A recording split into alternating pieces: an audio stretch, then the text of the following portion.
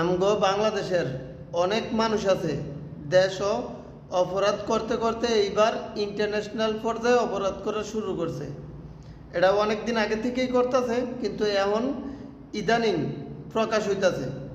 যেরকম সৌদি আরব, Malaysia, Dubai, এই দেশগুলোতে বাংলাদেশের কিছু মানুষ যেই পরিমাণে অপরাধ করে তা আসলে ভাষায় প্রকাশ করার মতো না।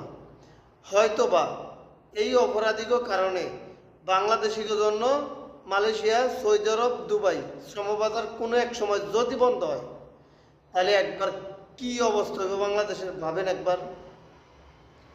আজকে এই এমন অপরাধী জন্ম নেওয়ার একটাই কারণ বাংলাদেশের বিচার ব্যবস্থা।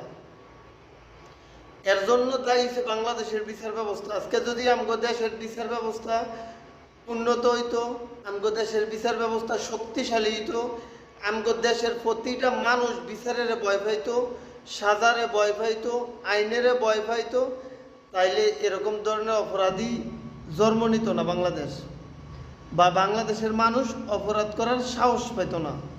আজকে বাংলাদেশের বিচার ব্যবস্থার ভয় পায় না, তার কারণে তারা বিদেশে অপরাধ করে। তারা মনে করে যে বাংলাদেশের মতো নাই, ভয় বলতে কোনো কিছু নাই তাকে ভিতরে। যার ভিতরে ভয় নাই তেই অপরাধ করে। আজকে বাংলাদেশের বিচার ব্যবস্থা সম্পূর্ণ দায়ী।